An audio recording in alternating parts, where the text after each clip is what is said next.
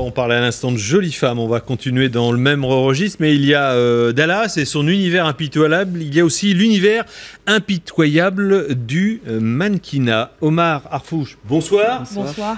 C'est un monde que vous connaissez bien, dans lequel vous évoluez depuis une vingtaine d'années maintenant, et vous avez décidé d'écrire ce livre, Modèle, le mannequinat de A à Z, un guide proposé à toutes celles, on insiste bien sur celles, et pas ceux, on verra pourquoi tout à l'heure, qui veulent devenir mannequins. Vous organisez de grands défilés, vous avez rencontré la détresse de nombreuses jeunes filles. Du coup, vous avez créé aussi un site à la bout modèle, reliant... All About Models. All About Models, avec l'accent, effectivement. Reliant mannequins, agences et photographes, il y a déjà 3500 abonnés. Voilà pour les présentations. Alors, d'une façon générale, avant d'en venir à votre livre, comment vous pourriez décrire ce monde impitoyable, comme l'on dit? Il est impitoyable par rapport à ce que les filles, les mannequins vivent elles-mêmes. C'est-à-dire, nous, on les voit uniquement pendant les défilés ou en couverture de magazines ou dans des fashion stories, mais en réalité, et on imagine que ces filles, elles ont une vie merveilleuse, mais en réalité, elles dorment très peu, elles vivent dans des conditions très très mauvaises. Souvent, elles voyagent d'un pays à l'autre ou d'un continent à l'autre, elles ont le décalage d'horaire, elles tombent malades, elles n'ont pas le droit de tomber malades, sinon elles perdent un contrat. Tout le monde s'en fiche d'elles, elles sont très maltraitées et surtout, elles sont logées même à Paris, parfois à 12 à 16 dans un 2 pièces avec une seule salle de bain et un WC. Donc c'est un petit peu ça, le côté impitoyable. Ça ne donne pas envie d'être mannequin. Ouais, c'est pas un métier facile, loin des paillettes. Vous travaillez en Ukraine et vous racontez que les jeunes filles aspirantes mannequins sont prêtes à tout pour sortir de l'anonymat et parfois de la pauvreté. Ma question, c'est jusqu'où? Et je pense au roman de Frédéric Beigbeder, Au secours, pardon, vous êtes cité d'ailleurs dedans.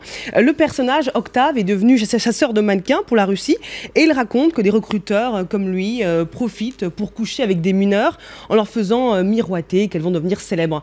Est-ce que c'est loin ou proche de la réalité? Frédéric a très bien parlé du monde du mannequinat. Il a beaucoup voyagé aussi, il a vécu un petit peu ce que c'est le scouting et tout. Mais c'est vrai que les scouts, ceux qui cherchent des new faces, des nouveaux visages, peuvent coucher facilement avec une quantité énorme de mannequins, parfois plus que 1000 ou 2000, et s'en vantent aussi. Mais coucher ne fait pas d'une fille un mannequin. Pour réussir vraiment, le sexe n'a jamais aidé. On ne peut pas faire la couverture de Vogue ou de Elle ou de Harper's Bazaar si on couche, parce que pour plusieurs raisons. La première, c'est qu'il y a les critères. Les filles, elles doivent avoir des critères une certaine longueur, le corps il doit être mince, etc. Mais surtout aussi, la plupart des photographes, des journalistes, des rédacteurs en chef sont ou bien des femmes ou bien des homosexuels. Donc on peut réussir en couchant dans le cinéma, au théâtre, à la télévision, mais jamais dans le mannequinat. C'est jamais ça. Il y a aucune fille qui a réussi grâce à ça. Et les photographes, ils couchent jamais avec les mannequins? Les photographes couchent souvent avec. C'est surtout eux qui couchent avec les mannequins parce que les filles fantasment sur les photographes. Et quand il y a l'objectif, eh ben, elles se lâchent et elles veulent être sexy. Et bon, il y a un truc qui s'ensuit. Mais ça ne dit absolument pas que si elle a couché avec le photographe, sa photo va être publiée. Bon, donc c'est un livre de A à Z. Alors, il y a toutes les lettres évidemment qui sont répertoriées. On va en prendre quelques-unes. Il y a le casting. Conseils pour réussir un casting. Vous en donnez quelques-uns. C'est un moment clé, évidemment. C'est un moment clé parce que les filles, la première chose qu'ils reçoivent quand elles sont par exemple à Paris ou à New York ou à Milan pour la Fashion Week, elles reçoivent un mail avec une vingtaine de castings. Donc d'abord, la première chose, c'est de voir les adresses parce qu'elles doivent se déplacer partout. Souvent, elles ne connaissent pas la ville, elles ne connaissent pas Shanghai ou Tokyo ou Pékin ou Paris.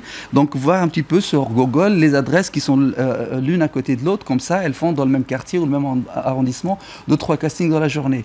Il faut aussi prendre les talons, toujours dans un sac, le book, qui est le passeport, c'est-à-dire quand on passe un casting, on donne un book, on la voit, la fille, on voit qu'elle est mince, qu'elle n'a pas grossi ou autre, et qu'elle ressemble aux photos qu'elle nous montre, mais on voit aussi est-ce qu'elle est photogénique ou pas, parce qu'on ne peut pas voir comme ça.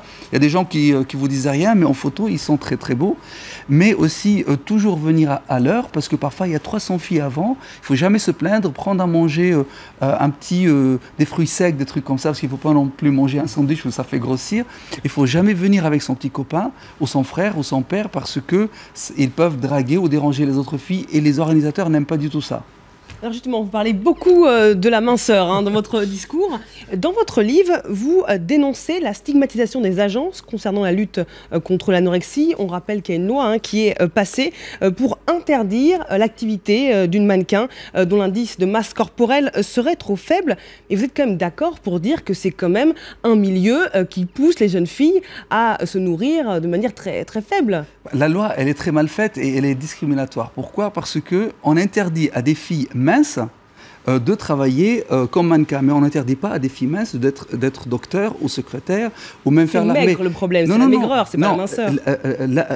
Être anorexique, c'est une maladie. Ce n'est pas une maladie qui concerne uniquement les mannequins, ça concerne toutes les souches sociales et ça arrive à n'importe qui. Ça peut être aussi avec des garçons ou des filles. Ça n'a rien à voir avec le mannequinat. Vous ne pensez pas que les images véhiculées dans les magazines ou quand on voit les jeunes filles qui sont très maigres sur les podiums, ça n'encourage pas justement les jeunes filles à s'affamer? Si une fille est très maigre, elle ne passe pas sur le podium. Il y a des exceptions et il y a une photo d'ailleurs dans mon livre d'un mannequin que je connais personnellement qui a défilé pour Yves Saint Laurent. Elle était très maigre. Mais il faut savoir que les maigres travaillent plus pour les vêtements, pour le collection d'hiver, parce que là, elles doivent mettre des manteaux, des vêtements, etc. Et si elle n'est pas très mince, alors après, en plus en photo, ça grossit, elles vont devenir très grosses, un peu comme Kardashian ou autre. Donc ça, c'est pas beau, ça passera jamais. Et pas grosse, Kardashian, elle est ronde. Et les filles, Kardashian, elle est énorme.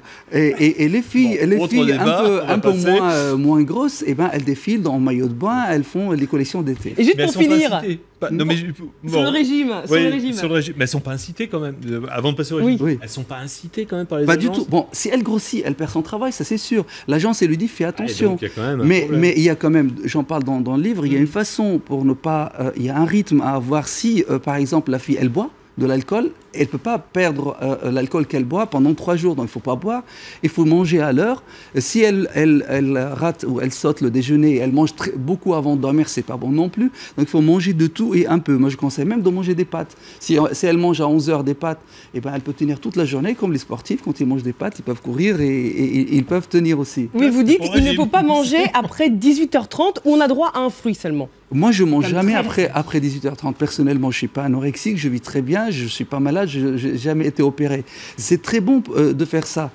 Ça empêche d'avoir des cauchemars, on dort bien, on digère très bien. Si on se couche après à peu près vers 11 h, on n'a plus rien dans le ventre. Et si on a faim, on mange un fruit, un légume, c'est très bon pour la santé et ça ne fait pas grossir. Vous dites que c'est un monde en mutation.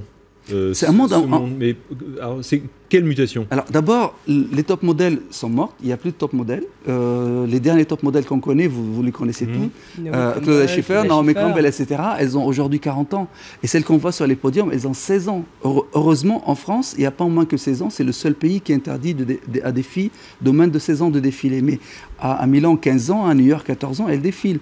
Et donc ces filles, on ne les connaît pas, on ne sait pas qui c'est. C'est à chaque fois des new faces, on les appelle comme ça, des nouveaux visages. Elles débarquent à Paris, à Milan et à New York, elles sont parfois 1000, et elles sont tout de suite prises pour défiler alors qu'elles n'ont jamais été sur un podium parce qu'elles sont moins chères, elles ne vont pas déranger, elles n'ont pas de caprice, donc elles ne vont pas s'apriorier le défilé. Et donc c'est ça la mutation. Alors il y a un autre problème, c'est que il y a plus, à une époque c'était les blondes.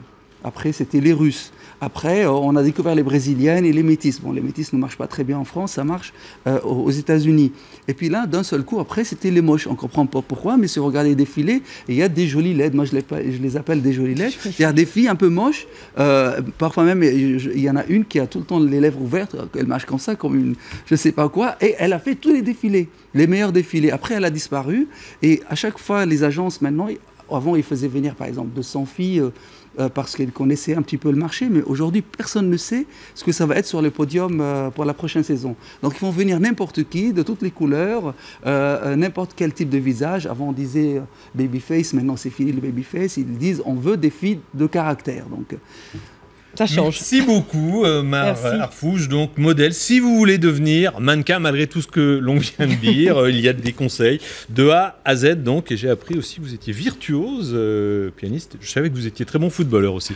Mais ça, on le savait. Merci beaucoup d'être venu nous voir ce soir, Omar.